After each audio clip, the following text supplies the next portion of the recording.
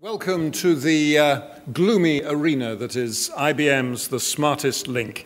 My name's Nick Higham. Thank you very much for being here. The Smartest Link, it's a cross, I suppose, between the weakest link on BBC One and Just a Minute on Radio 4. And we hope you'll find it entertaining and informative in equal parts.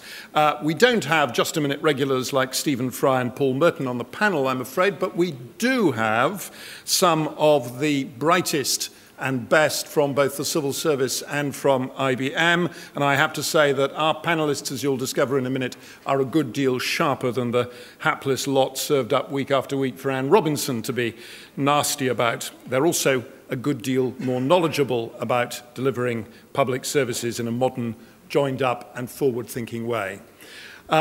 They're each going to speak for 60 seconds on a topic which we have given them, 3 topics in all.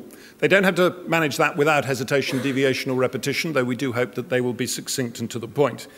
None of them get voted off by their fellow contestants, and you'll find that I'm a lot nicer than Anne Robinson. But we do aim at the end of the session to find the smartest link. Why the smartest link? Well, it's a neat little tie-in with a phrase that IBM have come up with, which they call the Smarter Planet Initiative, which seeks to integrate information technology and the real world in clever, original, and useful ways. In other words, it's aiming to bring about, among many other things, smarter government. And there's no shortage of recent examples of this. I'll give you one from Belgium. It's called the Crossroads Bank for Social Security. It's a project which IBM were involved in, 42 different government services aimed at employers, brought together in a single point of contact, eliminating around 50 social security declaration forms. Last year, 23 million declarations in Belgium were made online. The initiative is said to have saved Belgian businesses an estimated 1.7 billion euros a year. You get the picture, you get the kind of thing. It is, incidentally, an initiative thought up as part of the wonderful Belgian government initiative known as the Kafka Plan, which is run by a government organisation in Belgium called the Administration Simplification Agency, which, believe it or not, does exactly what it says on the tin. How nice to find a government department whose name encapsulates its purpose so succinctly. Another initiative, putting government information and government services on Twitter. They're doing that in the US state of Rhode Island. The Treasury there provides real-time cash flow figures for the state. I can tell you that on Thursday, July the 2nd, general fund receipts in Rhode Island totaled $29,664,000, and general fund expenditures came to $33,585,000. And at that rate, you don't need to be a mathematical genius to work out that Rhode Island will be bankrupt by the end of the year. Here in the UK, we've got 1 or 2 examples of our own. I'll pick out one. It's called Southwest One. It's a joint venture between IBM, Somerset County Council, Taunton Deane District Council, and Avon and Somerset Police. And that now manages 1,400 of those authorities' employees, runs back office functions like finance, property, IT, procurement for all 3 of them. And they say it will save them £376 million over 10 years. Every case, you get the idea. The aim is to improve the service to the citizen, increase efficiency, whilst at the same time paying due consideration to concerns like security and privacy. To round off this short IBM sales pitch, here is an equally short video.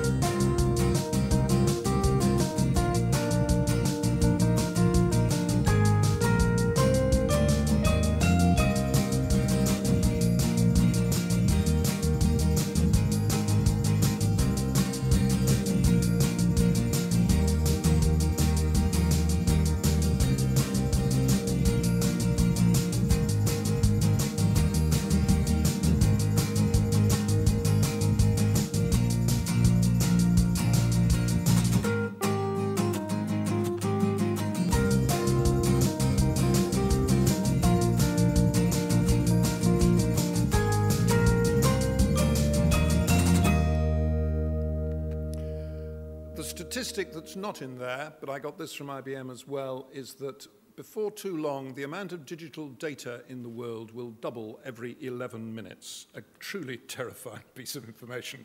So that gives you a flavour of why we're here. How are we going to make this work? Well, we have, as you can see, 4 panelists. They're all going to answer 3 questions each, as I say, in 60 seconds. And then we're going to ask you to vote on which you think is the best answer. We have a high-tech voting system. On your chair, you will have found one of these, a little keypad, and you are going to enter A, B, C, or D, according to which of our 4 speakers you think is the best. And I'm assured it works. Since the assurances come from IBM, I of course believe them. I suggested we should have a rehearsal, and I was told that that was technically unnecessary, but I realized that they'd missed the message. I wasn't worried about the technology, I was worried about you lot. But I'm assured that Whitehall's finest can master A, B, C, D, so we'll see when the time comes. When all 3 questions have been answered, we're then going to ask you a question, so you need to keep awake at the back. Where do you think the smarter government agenda should start and why? You might want to get thinking about that now. And we hope you'll have some better answers and cleverer suggestions than our panelists. And while you're making your contributions, we'll do a little sum and work out who the smartest link of our 4 panelists has been, according to you, the audience. The aim of the whole exercise is to spark some new ideas, some new ways of thinking, and I think we'll know if we've succeeded if you all leave this room today with at least one good idea of how you could do things in your area of work just that little bit smarter. So let's introduce our 4 panelists. Without further ado, I'm going to ask them to come up round the back of the stage here. And first, please welcome Jan Gower. She is the leader of IBM's civil government industry team. She works in every area of the company's business, consulting, outsourcing, hardware, software. She's spent 26 years as a consultant working with public sector organizations. Her CV includes stints at other consultancies like Coopers, Andersons, and Price Waterhouse. She's also the current president of the Management Consultancies Association. A quick round for Jan, please.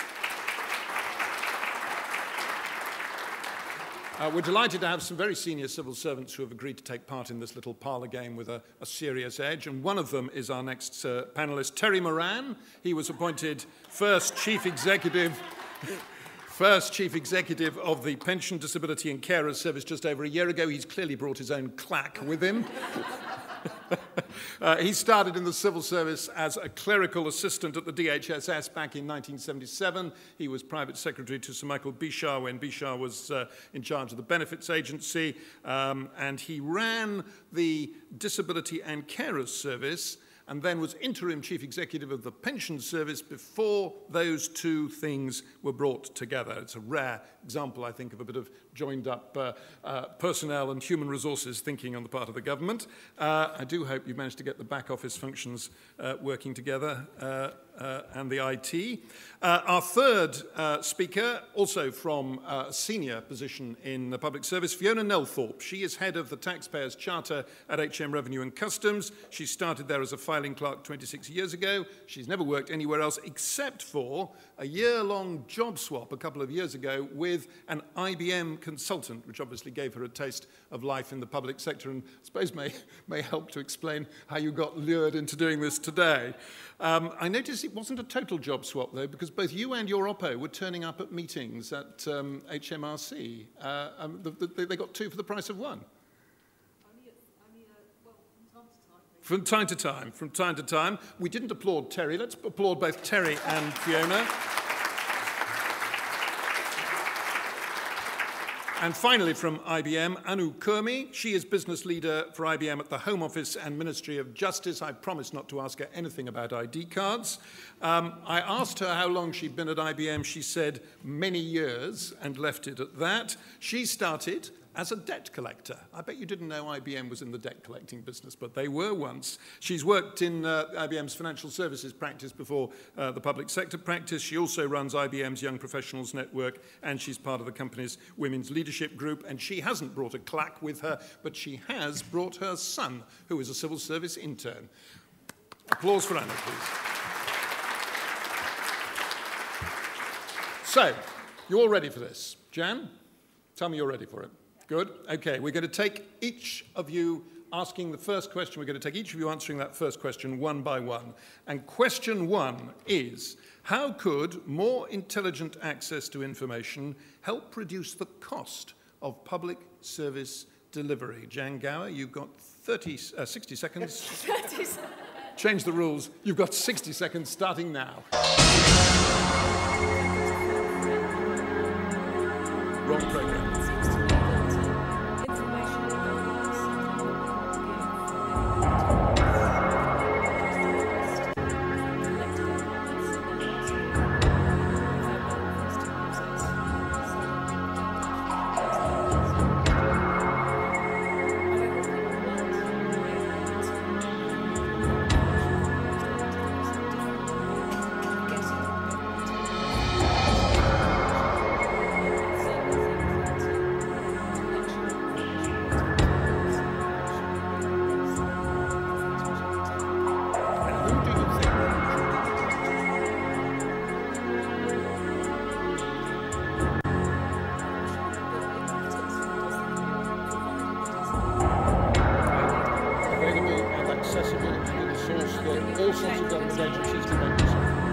Okay, your 60 seconds are up. That was succinct and short and to the point. Thank you very much for that.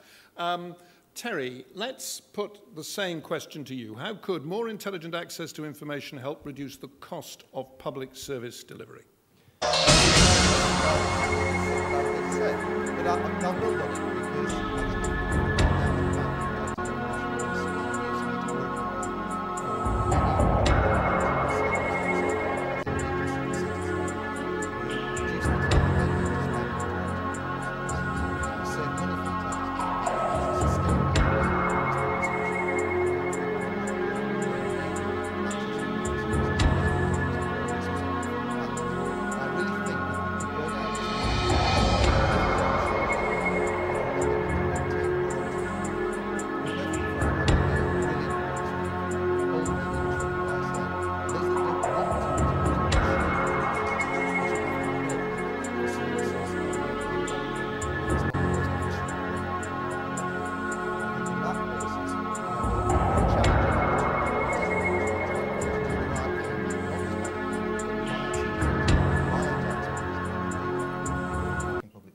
If it's such an obvious idea that both you and Jan have had it, why hasn't it been done? Why aren't we already doing it? Well, I think there are many reasons. One is that there is a great fear by some elements of society that by having all of that information in one place, it's a great risk to the individual. A lot of people, of course, assume that we do that already. And it's a curious thing that they thought we have an informed public, but not necessarily the majority of the public who have that concern, where the vast majority of people using our services think it's legitimate and reasonable that we would do some things to both help them and safeguard public money. We don't do that routinely. The other reason we don't do it is that it is very hard right now to incentivise in the individual silos of departments the right way in which you both fund what needs to be done at the right point and save over somewhere else where you don't have to do it. That is a very challenging thing. I suspect that's something we may come back to again in this discussion. Fiona, question for you then. How would intelligent access to information help reduce the cost of public service delivery?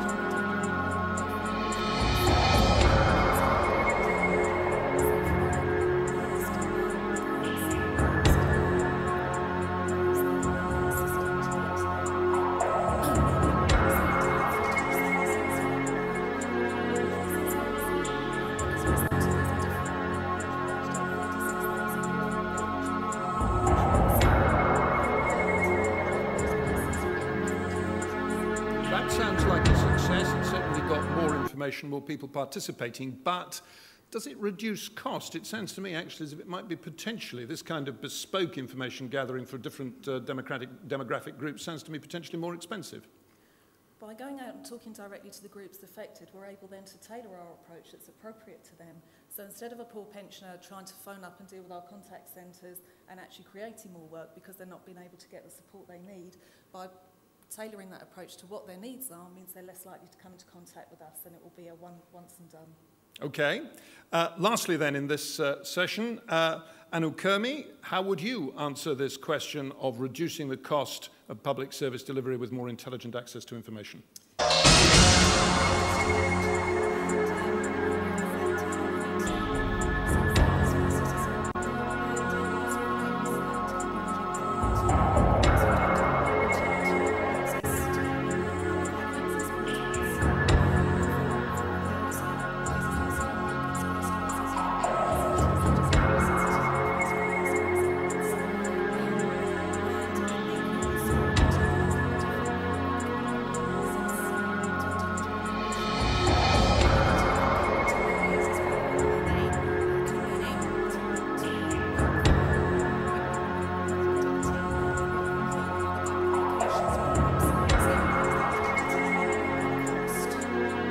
That's a problem, isn't it? You mentioned at the very beginning, those who do not have access to the internet or can afford it, predominantly the old, though there are also some very poor people and so on, those who are educationally disadvantaged. Everything that we do in the modern world seems to make life more difficult for them, and they become a rather difficult, awkward group of people to deal with, but we can't ignore them. Absolutely not, and I think we've just had recently the Digital Britain report produced, and that actually acknowledges that fact. And building on Fiona's point about when you're building self-service solutions and online solutions or looking at different ways of providing services, you are looking at the audience you're catering to. And I think for any solution that you're going to implement, you need to make sure that you are catering for the requirements of the individual and how you're best going to reach them and help them adopt the services you wish to provide for them. Terry, quick question to you. You mentioned people being expected to pay if they weren't prepared to go the most cost-effective route. I wasn't quite sure whether you were talking about people who might have to pay extra in the, for you to gather information about them. I mean, if I don't want to go online, yes. Is it going to cost me more? No, that's not the point I'm making. I think we've got to be an accessible service, meeting the needs of people who can't access what might be the cheapest or most convenient thing that most people use. What I'm thinking is that if there are people that can use your services in the most cost-effective way, who choose and opt not to, for whatever reason they choose to, why is it that the taxpayer should continue to subsidise people who can perhaps be more wealthy and use services at cheaper cost, but because they have a personal choice do not want to? I don't know whether that's something that, as a society, we can sustain forever and a day, particularly given the economic circumstances that we see ourselves in. But presumably in your service, dealing with pensions, dealing with disabled people and so on, this is something you've had to think about very much. Absolutely. We have to ensure that services are available to everyone, irrespective of their personal circumstances, because that must be something that government is there to do and proud to do. But the more that we do it for people that don't need to use those services, the less money there is that we're able to do to increase the value of the services to the people that need to rely on those more costly services. And the more that we get squeezed, I'm worried that it's that community that will be the most vulnerable in terms of the squeeze that we will face. Okay, let's do a little bit of voting then, shall we? You've heard the 4 answers. Reduce the costs by getting information collected just once, though it's not clear who by. Get those, perhaps, who want to go by a different route to pay a little bit extra. Tailor your information gathering according to the kinds of people that you are gathering information from, kind of bespoke information gathering. And Anu's version, again, a wide range of routes to reaching your target audiences and also enabling government employees better. We would like to hear you, see you vote. I'm going to ask you to do that in a minute. Press button A if you think Jan's view is the best. B for Terry's answer, C for Fiona, and D for Anu. A for Jan, B for Terry, C for Fiona, and D for Anu. Would you please press your buttons now?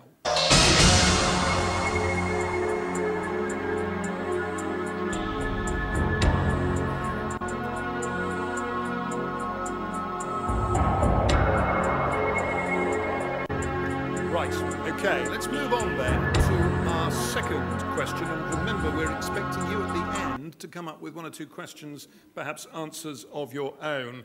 Question 2, and Jan, again, we'll start with you. What is the one radical change that you would make in the next 12 months to get government departments to collaborate more effectively?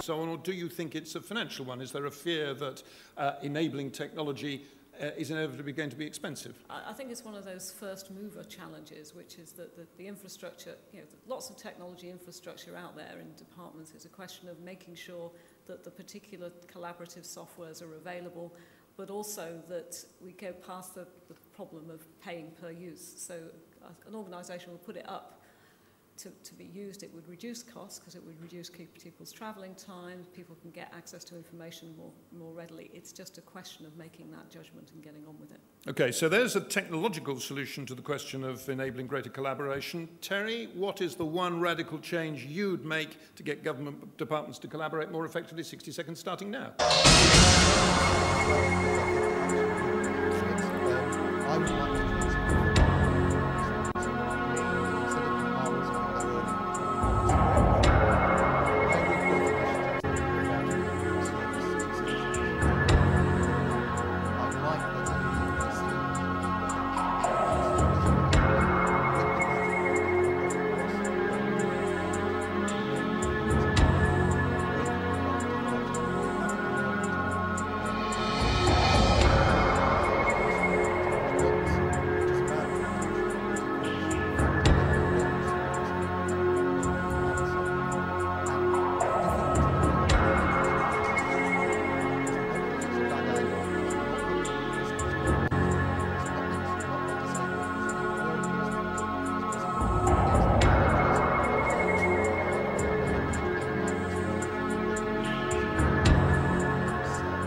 when in fact we know that the circumstances of customers are such that they cross many boundaries. And that's your time. And again, presumably you would say that it's a cultural, it's a defensive, proprietorial attitude on everybody's part. Nobody wants to cede anything to another department or to somebody else. Everybody likes the idea. It's about what it might mean for the departments and the accountabilities.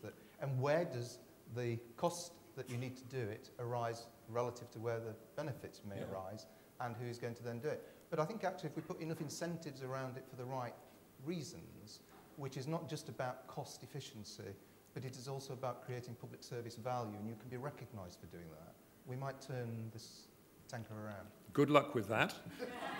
Fiona, let's have your suggestion. One radical change in the next 12 months, so the short term, to get government departments to collaborate more effectively. 60 seconds starting now.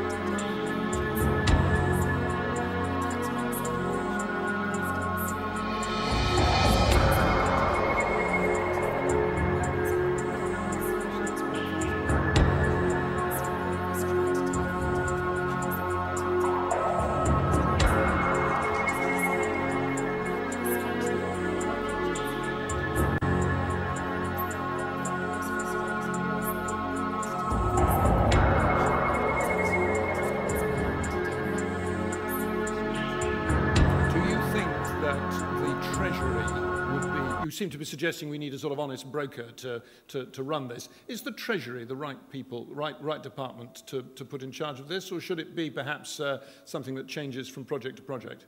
Well, the Treasury are the people who allocate the funding, and they're the ones that will decide what our PSAs are in the first place. So it would be the sensible place for that to sit. They're working with the Chancellor, with the Prime Minister, and so they need to be guiding what the government is trying to deliver, so that we're delivering what the government wants us to. So hearing a civil servant, senior civil servant, suggest even more power to the Treasury. It's a bit like turkeys voting for Christmas. Not more power to the Treasury. We know what we're trying to deliver. It's just we're all trying to deliver it in our individual ways instead of a joined up way. And so by having one pot of money, and it's not saying the Treasury is saying we must do that, it's saying here's a pot of money, it is for the purpose of reducing child poverty, or the Tell Us Once project, you know, alleviating the bereaved and helping and support them. Let's all work together and find the right solution that works for the country. Okay, thank you very much. And finally, Anu, one radical change next 12 months to get government departments collaborating more effectively. Answer in 60 seconds starting now.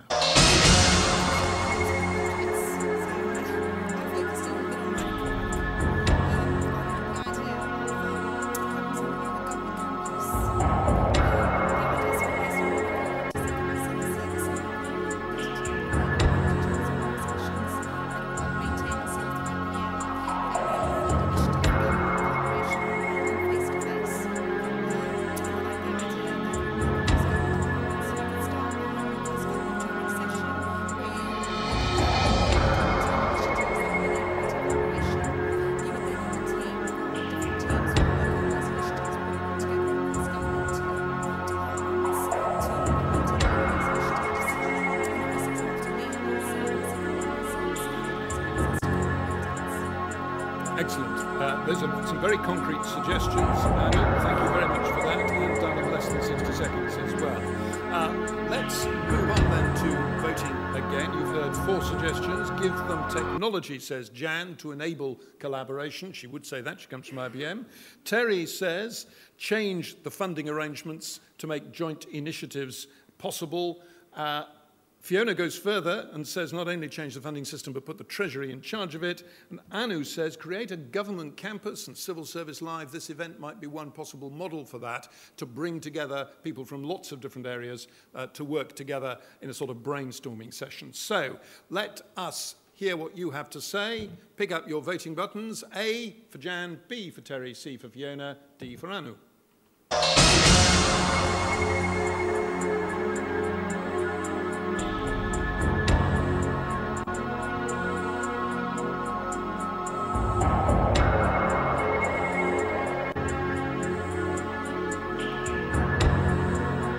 Anybody having trouble with this technology?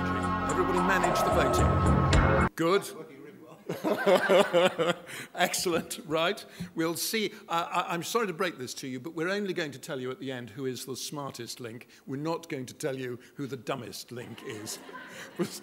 That was the deal. The only way we got them to participate was by promising to keep the actual scores private. Okay. On to the third question, final question 3. How would you make government smarter in its dealings with citizens? Jan, you've got 60 seconds on this, starting now.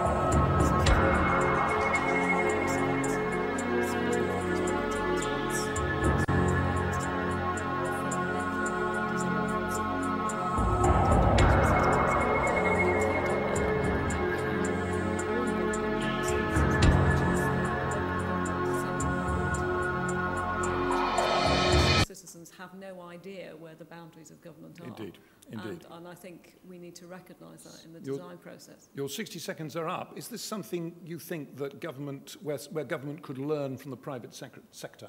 Yeah, I think so, because if you look at how people like Amazon design how they do business with people like you and me, they put a huge amount of effort into looking at how their customers operate, how they're segmented into buying behaviours, and they design their systems around those things to capture the most that they can. I mean, they have obviously a profit motive involved, but they really focus on that as part of their so I think designing from the citizen outwards. Yeah, truly customer-centric, truly citizen-centric. Terry, same question to you. How would you make government smarter in its dealings with citizens? Should we perhaps think of them more as consumers? 60 seconds starting now.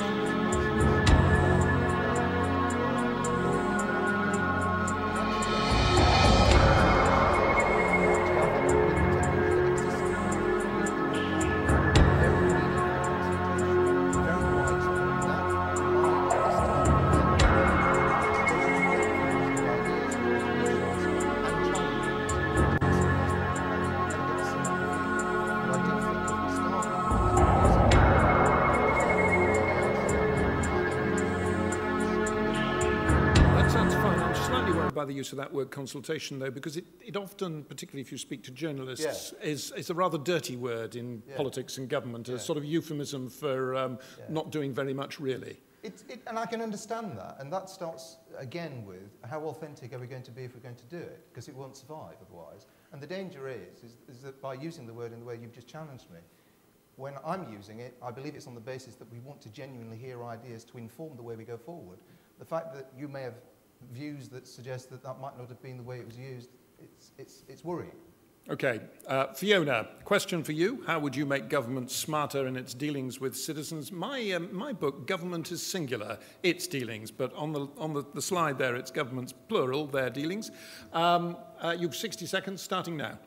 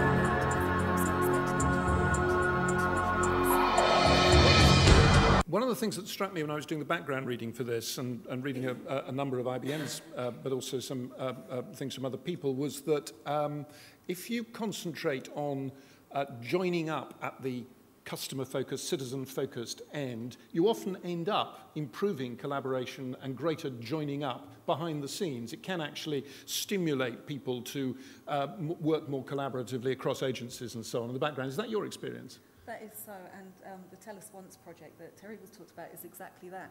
People then understand, the staff understand the issues from the other department's perspective, and it stops becoming, oh, they're doing that for that reason. They understand why they're doing it and start working together to find the solution. Okay, Fiona, thank you very much. Finally then, how would you make government smarter in its dealings with citizens? Anu, you have 60 seconds starting now.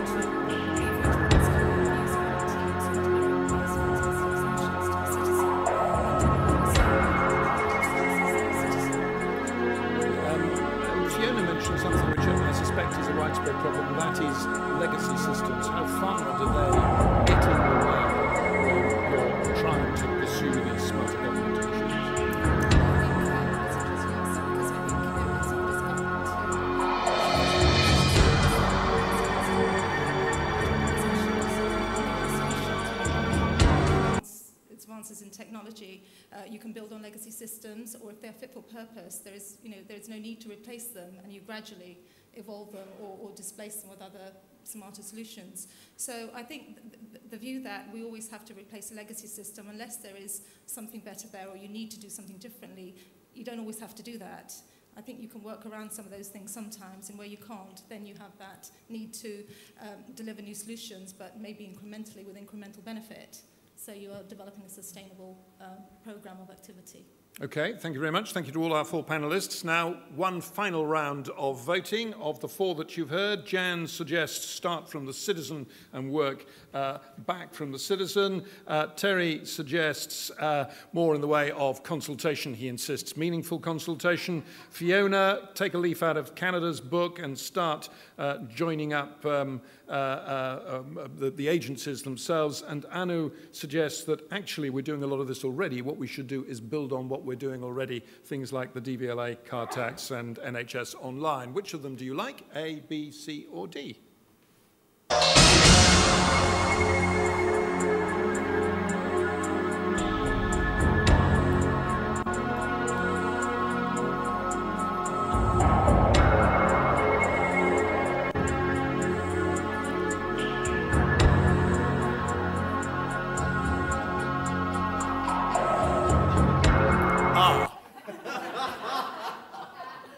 What do you want to do about that, chaps? Hands up, all those who noticed that we'd switched the order of the names and that. The 4 of you did. Did anybody else? Did anybody? No. Right. Okay. In that case, we will ignore what it said on the slide, and we will take those who pressed button A with apologies to those bright few in the front row who spotted the problem. We'll take those who pressed button A as voting for Jan and so on, as we did in the previous ones. And before we do this again tomorrow, we'll get the slide changed. Right. While we're doing a little bit of totting up in the back there, let's have the house lights up a little if we can, please. And I warned you at the beginning that we were going to ask you for a few of your suggestions. What we want to know, essentially, big, bold, broad question. Where do you think that the smarter government agenda should start and why? By all means, use your own experience. There are ladies in the hall with microphones. The ladies with the microphones would like to stand up, and I would like to see some hands. And there's a hand there, and normal rules apply. Tell us your name and which department you work for. Just gentleman there. Anybody else want to get in? I'm blinded by the lights. Lady down here in the front row, and then gentleman in the back row. Yes, sir. Hi, my name's Ian Gibbons. I work for Department for Work and Pensions. I was interested to listen. Moran Clack, are you? No, because I'll probably have a pop at Terry now because of his consultation idea. What we were talking about those radical ideas, and Terry talked about consultation, but I think about my own life and interacting with technology, and the biggest thing that's made a difference to my life is, I'm sad to say, Sky Plus. And Sky Plus has stopped me watching adverts and means I can watch more football and more rugby, speak to my children less, and occasionally grunt at my wife. But is this furthering the smarter government agenda? Well, the point I'm trying to make is I didn't know that I needed Sky Plus. Yeah. And if somebody had asked me what could make a difference to your life in terms of watching TV, it was that some brilliant, bright guy invented this thing called Sky Plus, and then somebody showed it to me. Yeah. And I think great ideas are often very simple, but they're done by imaginative, innovative people. Yeah. I'm not one of those. But it's a two-way street, isn't it? You have to be open to the ideas. Yeah. Institutionally, the civil service, the public sector has to be open to people who come to them with bright ideas like that. I think that's a valid point, yeah. Yeah, okay. Lady down here in the front row, then the gentleman at the back. Hi, I'm Margaret Haig from... It is working, yes. Good.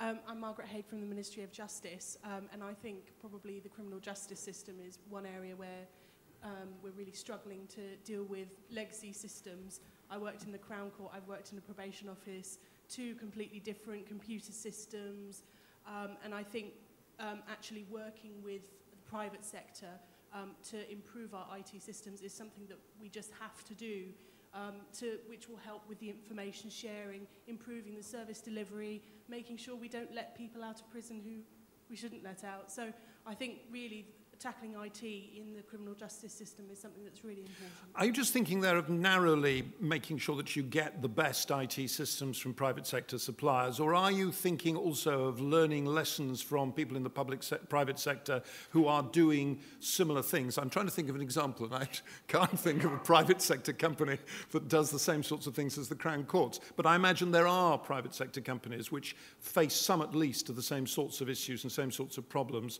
that the Crown Courts face.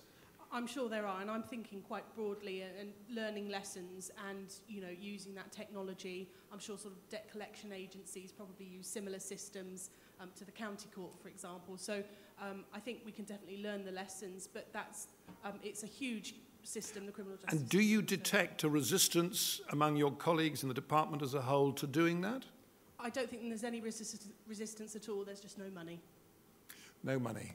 How often has one heard that? Gentleman in the back row. Anybody else? Yes, lady in the front row after that. Hello, James Adutt from the Department for Work and Pensions. I listened to Steve Hare from the Northern Ireland Civil Service this morning, and he made a comment.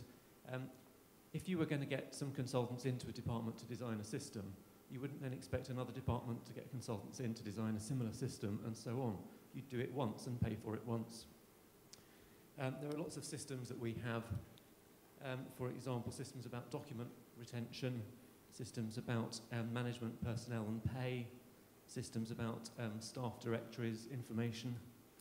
But it seems to me all departments design their own, and usually not very well because they're not properly road tested with the staff. I think we need a single system, interconnected for all departments and properly tested out before it's put into effect. That worries me as a citizen, as a consumer, because everything one hears about IT in the public sector is that the bigger and more complex and more ambitious the system, the more likely that it won't do what it says on the tin and that it will have cost far more and taken far longer than everyone expected. Possibly, but at the moment I think we have 20 systems which all take longer and cost more. So I'm not sure that that's better. Jan Gower, why does that happen? Actually, I'm grateful for the question because I think if John Suffolk was here, the government CIO, he'd be talking to you about app stores now, which is an idea around making applications which government has paid to develop being used in one department, making them available to others. So standard applications which you can then build from as opposed to starting from scratch. I think that's a good start. I think the question about government IT and why does it go wrong is a challenging one. There are all sorts of issues around it, including the fact that in general it's very difficult in government to say I'll go for 80% of what I want rather than 100%, because in general most people want 100%. Most people's experience would be in the private sector, if you go for 80%, you'll get 80% and you'll work, you'll have the best practice processes engaged in that. It's very difficult in government to say that you have standard processes and that you will keep to them. So it's very difficult to implement what in the commercial sector you call standard off-the-shelf packages. Terry, do you agree with that? Too much emphasis on 100% delivery, bespoke packages and all the rest of it?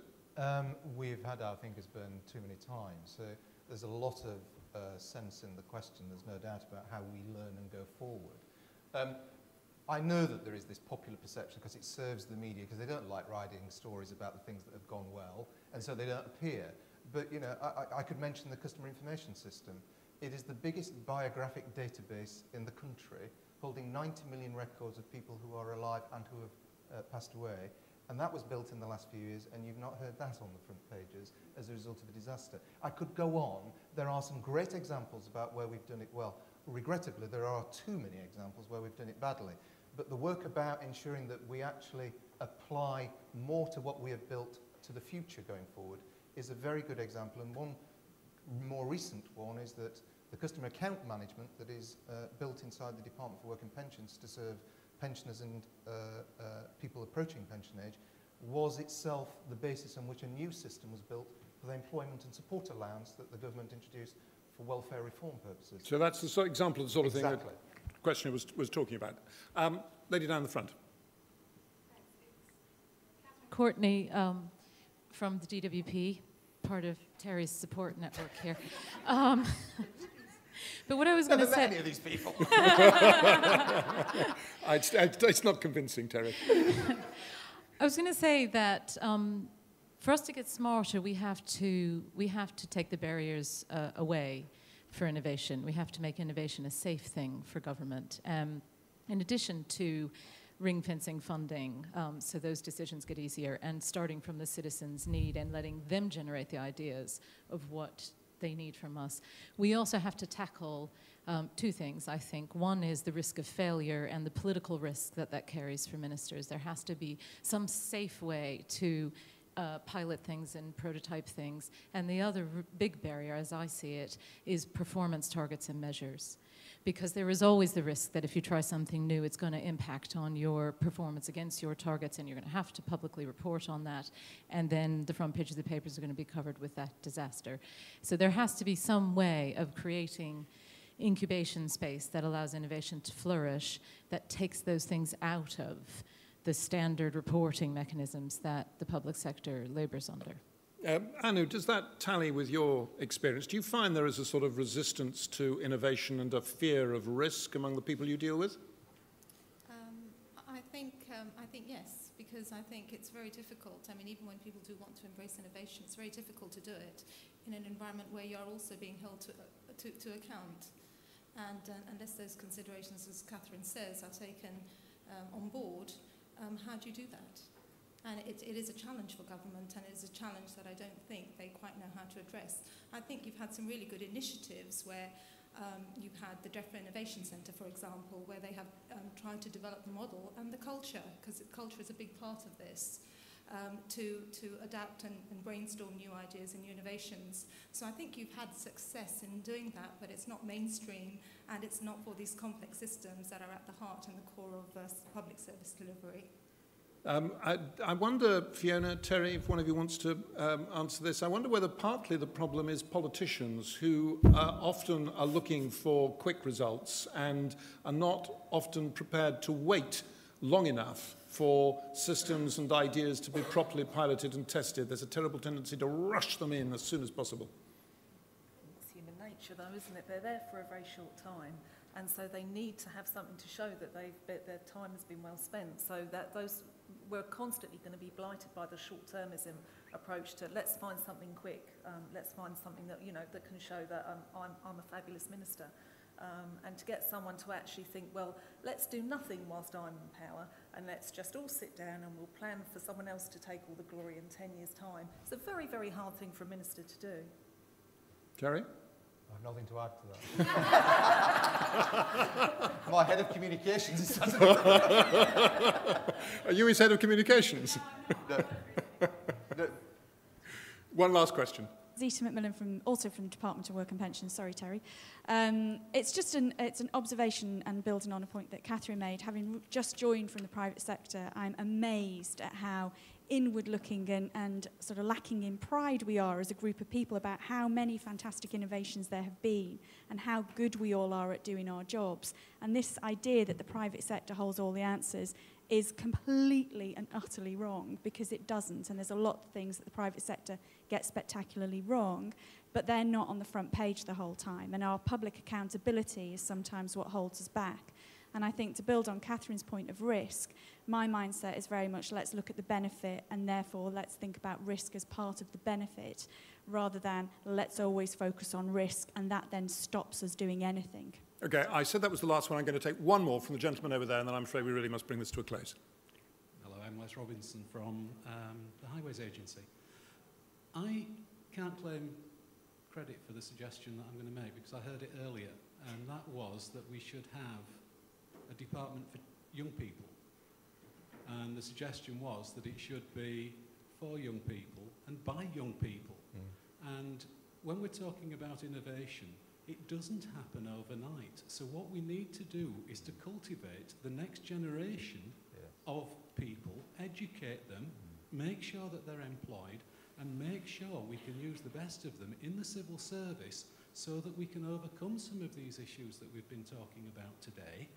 Because colleague talking about Sky Plus earlier, new technology to him, Kids have been doing that for years. You know, if you want to get a video working, you ask a 5-year-old. Everybody knows that. They're the ones that use the social networking, the latest technology. They're the ones that could push it through and make us smarter government. Could play havoc with civil service career structures, couldn't it? But yes, what a nice idea. Thank you very much indeed for all your suggestions.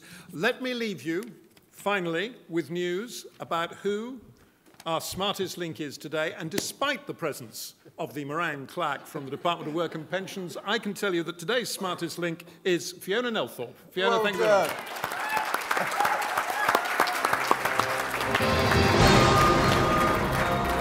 Thank you to all our 4 panellists. Thank you to you for listening, for voting, and for your questions and comments. And enjoy the rest of Civil Service Live. Goodbye.